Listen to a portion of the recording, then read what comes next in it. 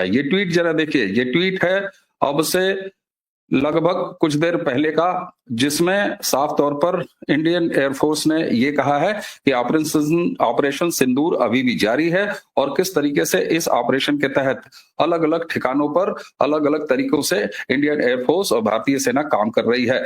साथ में गवर्नमेंट की तरफ से भी एक नोटिफिकेशन आ गया कि ऑपरेशन जो सिंदूर है इसके अपडेट्स क्या है। अपडेट्स एक ही हैं कि अभी हमने कोई सीज फायर नहीं किया है, सिर्फ स्टॉप किया है जो ये एस्केलेशन हो रहा था। जो जेडी वांस कुछ समय पहले तक ये कह रहे थे कि भैया ये युद्ध चल रहा है, इसे रोकना हमारे बस की बात नहीं है, ये दो देश ही तय करेंगे कि क्या होगा। ऐसा एकाएक क्या हुआ कि डोनाल्ड ट्रंप को ट्वीट करना पड़ा और भारत के अंदर और पाकिस्तान के बीच में ये सीज फायर जैसी स्थिति को बनाना पड़ा, क्योंकि भारत ने ये तय कर लिया था कि पाकिस्तान को इस बार ढंग से सबक सिखाना है। एक ही जगह पे एक ही माप के दो अर्थक्वेक इतिहास में कभी नहीं आए, दुनिया के किसी भी कोने में। तब मेरा दिमाग ठनका और फिर मैंने कि वो न्यूक्लियर टैक्टिकल वॉरहेड टेस्ट करे गए थे और सिरसा के ऊपर जो इंटरसेप्ट हुआ वो उससे ये साबित हो गया कि ये न्यूक्लियर की तरफ जा रहे हैं। दिल्ली में हमारी सारी सरकार, थिंक टैंक्स, वो सभी बैठे हैं, इसलिए अमेरिका ने इंटरवीन कर इसको एकदम से, आप सोच के देखिए, पूरी गर्मी सर्दी में इसको रुकवा दिया गया। भारत के हिसाब से जहां चाह रहा था वहां मार रहा था। उत्तर में स्कार्दू से लेकर दक्षिण में जैकोबाबाद तक कोई भी ऐसा बेस नहीं था जो भारत की तरफ से बचा था जिसे भारत ने स्ट्राइक नहीं किया। यहां की उनके जो न्यूक्लियर स्टोरेज फैसिलिटी और न्यूक्लियर कमांड सेंटर्स थे, उनके आसपास तक भारत पहुंच गया था। शायद यही फ्रस्ट्रेशन थी। भारत ने अचीव क्या करा? भारत ने 12 बेसेस उड़ा दिए। भारत ने 2-4 हवाई जहाज, 5 हवाई जहाज, फाइटर जेट्स उनके उड़ा दिए, F-16 हो या JF-17 हो। भारत ने C-130 उड़ा दिया जो उनकी औकात से ज्यादा का प्लेन है। भारत ने 100 से ज्यादा आतंकवादी जो 26/11 से लेके आज तक इन्वॉल्व थे, IC-814 वाले भी, उनको मार दिया।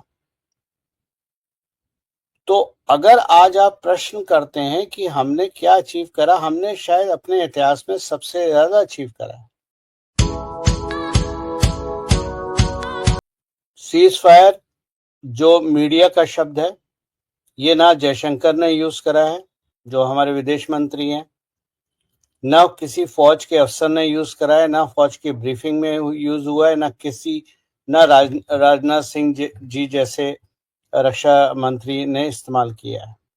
सीज फायर वर्ड भारतीय मीडिया है, क्योंकि भारतीय मीडिया की सोच सीज फायर से आगे की है नहीं।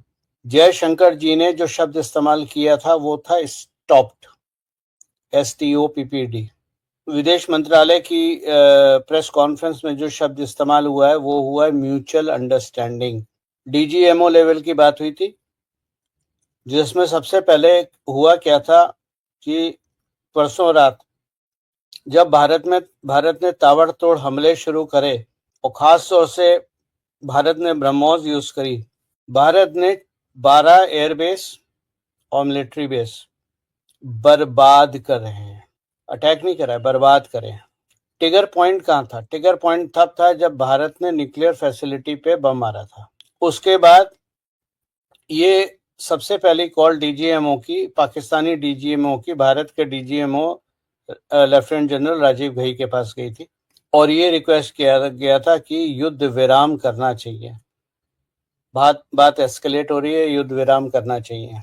भारत कभी भी इस पक्ष में नहीं था, क्योंकि भारतीय सेना और भारतीय प्रधानमंत्री ऑब्जेक्टिव ड्रिवन सोच रखते हैं, ना कि इमोशनल सोच, पाकिस्तान को बर्बाद कर दूंगा, मार दूंगा, खत्म कर दूंगा, ये कर दूंगा। ऑब्जेक्टिव क्या था पहले आप ये बताइए? ऑब्जेक्टिव टेरिटरी था या टेररिज्म था? पहले आप ये डिसाइड कीजिए कि जो हमने, भारत ने 7 तारीख को हमले शुरू करे, उन हमलों के पीछे ऑब्जेक्टिव भारत सरकार का, भारतीय सेना का क्या था? टेररिज्म था या टेरिटरी था? अगर ये बात आप समझ गए तो आप समझ जाएंगे युद्ध किस स्तर पे लड़ा गया और कहां तक पहुंचा। एक ही जगह पे एक ही माप के 2 अर्थक्वेक इतिहास में कभी नहीं आए दुनिया के किसी भी कोने में। तब मेरा दिमाग ठनका और फिर मैंने कि वो न्यूक्लियर टैक्टिकल वॉरहेड टेस्ट करे गए थे और सिरसा के ऊपर जो इंटरसेप्ट हुआ वो उससे ये साबित हो गया कि ये न्यूक्लियर की तरफ जा रहे हैं। और एक शब्द का प्रयोग किया गया था गवर्नमेंट डायरेक्टिव में, to evacuate and look after mass people, MASS। Mass शब्द का भी इस्तेमाल होता है, कन्वेंशनल बम में मास नहीं इस्तेमाल होता है। एक बम फटेगा कितना, एक बिल्डिंग गिर जाएगी, 4 बिल्डिंग गिर जाएंगी, इससे ज्यादा तो नहीं होगा ना। 100 लोग 200 लोग, मास का मतलब होता है जब लाखों लोग हों, करोड़ों लोग हों। तो न्यूक्लियर प्रिपरेशन तो हमारी थी और अगर इम्पैक्ट होता तो लॉस 1-2 हजार का नहीं होता, लॉस मिलियंस, करोड़ों में होता। तो पहला प्रश्न ये सीज फायर नहीं है, ये म्यूचुअल अंडरस्टैंडिंग है, इसीलिए कहा गया है। इसीलिए आर्म फोर्सेस, चाहे एयरफोर्स हो, नेवी हो, हमारी आर्मी हो, सब जो शब्द इस्तेमाल कर रहे हैं वो म्यूचुअल अंडरस्टैंडिंग और विदेश मंत्रालय यूज कर रहा है स्टॉप्ड। सीज फायर शब्द कहीं नहीं है।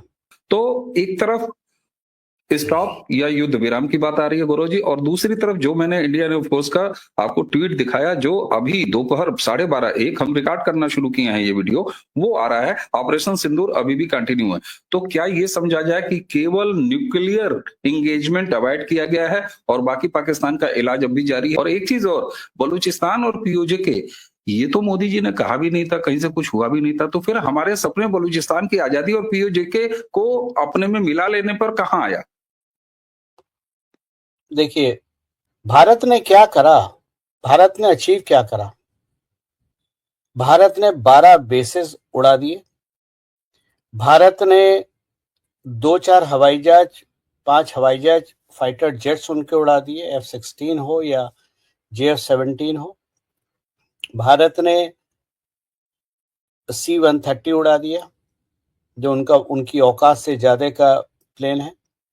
भारत ने 100 से ज्यादा आतंकवादी जो 26/11 से लेके आज तक इन्वॉल्व थे, IC-814 वाले भी, उनको मार दिया।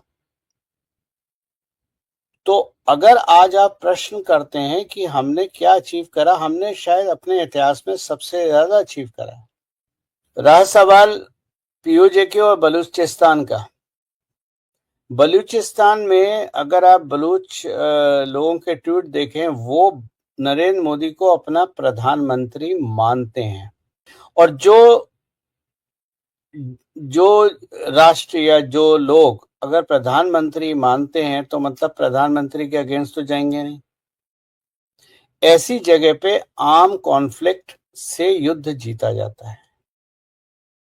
लेकिन आपने POJ में ये तो सुना होगा कि नरेंद्र मोदी जी हमें आजाद करो, लेकिन ये नहीं सुना होगा नरेंद्र मोदी जी हमारे प्रधानमंत्री। तो अगर हम आर्म बेसिस पे, मिलिट्री बेस पे अगर हम POJ के लेके आएंगे तो हम POJ के साथ वो लोग भी ले आएंगे जो भारत के खिलाफ रहते हैं। हमें POJ के चाहिए, भारत के खिलाफ लोग नहीं चाहिए। इसलिए बलूचिस्तान में अंडा बाहर से फोड़ा जाएगा और POJ में अंडा अंदर से फोड़ा जाएगा।